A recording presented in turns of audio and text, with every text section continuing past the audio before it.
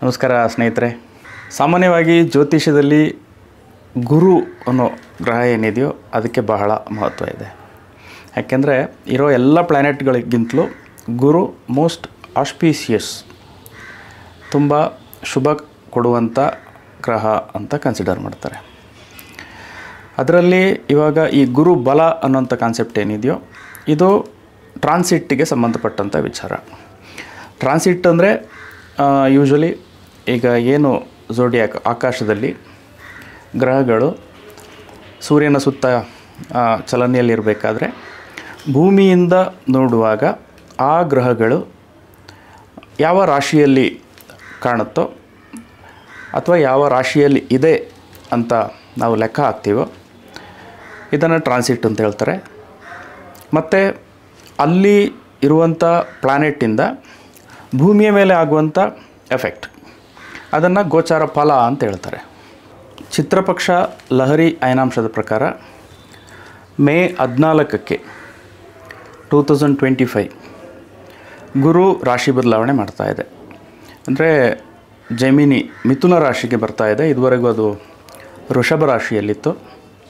So ಈ ರಾಶಿ ಬದಲಾವಣೆಯಿಂದ ಕೆಲವೊಂದು ರಾಶಿಗಳಿಗೆ ಗುರುಬಲ ಬರ್ತದೆ ಅಂತ ಜ್ಯೋತಿಷ್ಯದಲ್ಲಿ ಹೇಳ್ತಾರೆ. ಆ್ಯಕ್ಚುಲಿ ಈ ಗುರುಬಲ ಅನ್ನೋದು 5 ರಾಶಿಗಳಿಗೆ ಮಾತ್ರ ಇರ್ತದೆ. ಅಂದರೆ ನಾನು ಈ ಗುರುಬಲವನ್ನು ಎಕ್ಸ್ಪ್ಲೈನ್ ಮಾಡೋದಕ್ಕೂ ಮೊದಲು ನಿಮಗೆ ಈ ರಾಶಿ ಅಂದರೆ ಏನು ಅನ್ನೋದನ್ನು ಎಕ್ಸ್ಪ್ಲೈನ್ ಮಾಡಬೇಕಾಗುತ್ತೆ. ನೀವು ಕ್ರಿಕೆಟ್ ಮೈದಾನವನ್ನು, ಕ್ರಿಕೆಟ್ ಸ್ಟೇಡಿಯಮನ್ನು ನೀವು ತಗೊಂಡ್ರೆ ಅದು 360 ಡಿಗ್ರಿ ಇರ್ತದೆ.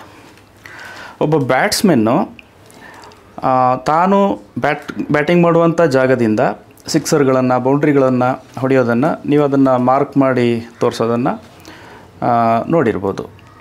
ಅದನ್ನು 360 ಡಿಗ್ರಿ ಆ್ಯಂಗಲ್ನಲ್ಲಿ ಅವರು ತೋರಿಸಿರ್ತಾರೆ. ಹಂಗೇ ನಮ್ಮ ಸೌರಮಂಡಲದಲ್ಲೂ ಕೂಡ ಸೂರ್ಯನ ಸುತ್ತ ಗ್ರಹಗಳು 360 ಡಿಗ್ರಿಯಲ್ಲಿ ತಿರುಗ್ತವೆ.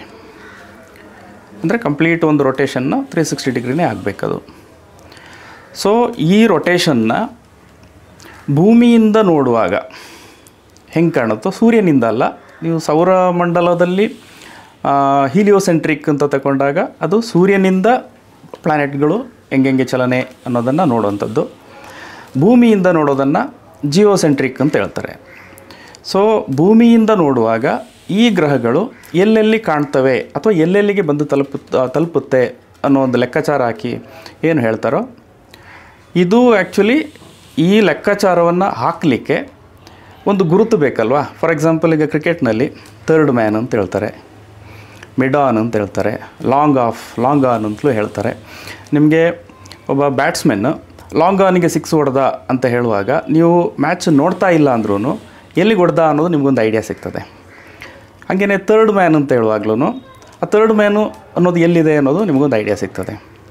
ಸೊ ಅದೇ ರೀತಿಯಲ್ಲಿ ಭೂಮಿಯಿಂದ ಈ ಏನು ಕ್ರಿಕೆಟದು ಎಕ್ಸಾಂಪಲ್ ಹೇಳಿದ್ನೋ ಅದೇ ರೀತಿಯಲ್ಲಿ ಆಕಾಶವನ್ನು 30 ಡಿಗ್ರಿ ಥರದಲ್ಲಿ ಡಿವೈಡ್ ಮಾಡಿ ಪ್ರತಿ 30 ಡಿಗ್ರಿಗೂ ಒಂದೊಂದು ಹೆಸರು ಕೊಟ್ಟಿದ್ದಾರೆ ಐಡೆಂಟಿಫಿಕೇಷನ್ಗೆ.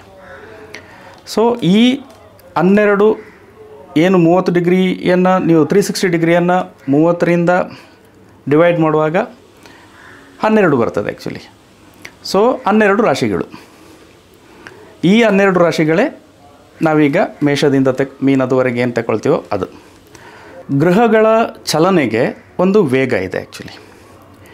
ಈ ವೇಗವನ್ನು ಕ್ಯಾಲ್ಕುಲೇಟ್ ಮಾಡಿ ಇಂಥ ವರ್ಷ ಇಂಥ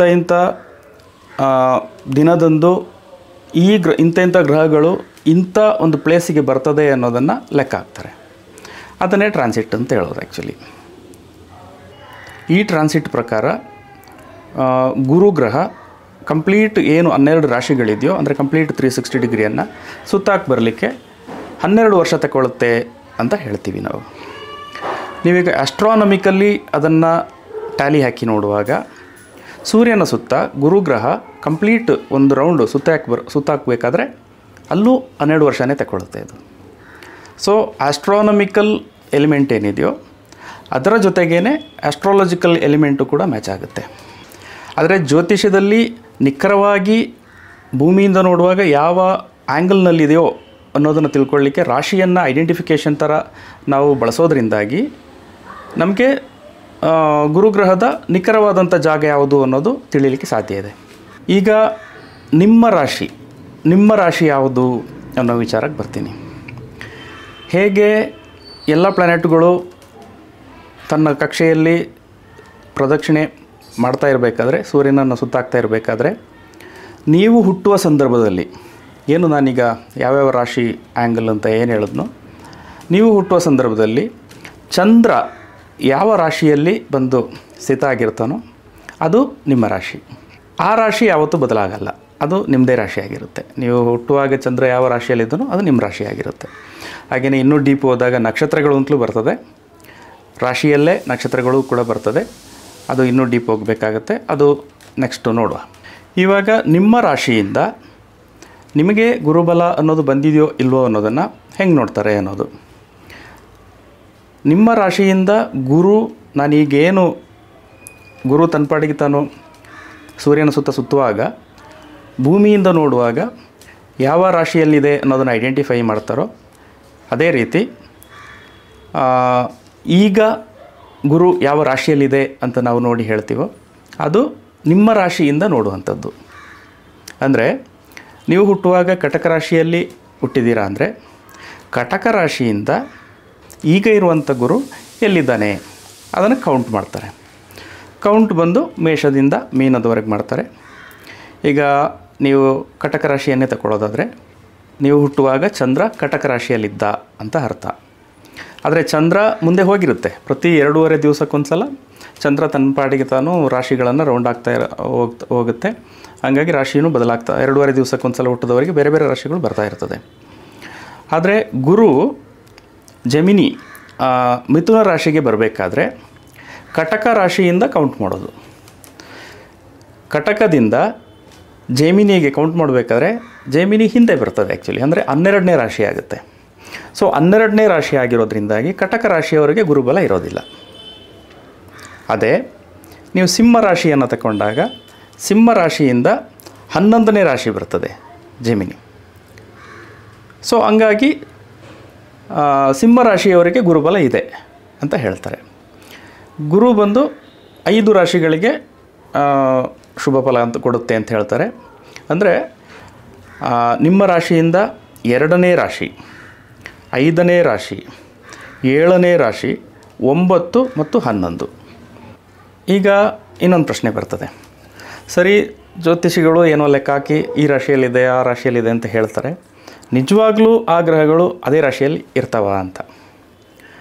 ನಿಮಗೊಂದು ಫೋಟೋ ತೋರಿಸ್ಬೇಕು. ಇದು 2023ರಲ್ಲಿ ತೆಗೆದಂಥ ಒಂದು ಚಿತ್ರ, ಬೆಂಗಳೂರಿನಿಂದನೇ ತೆಗೆದಿರೋದು. ನನ್ನ ಬ್ಯಾಚ್ಮೇಟ್ಸು ತೆಗೆದಿದ್ದು.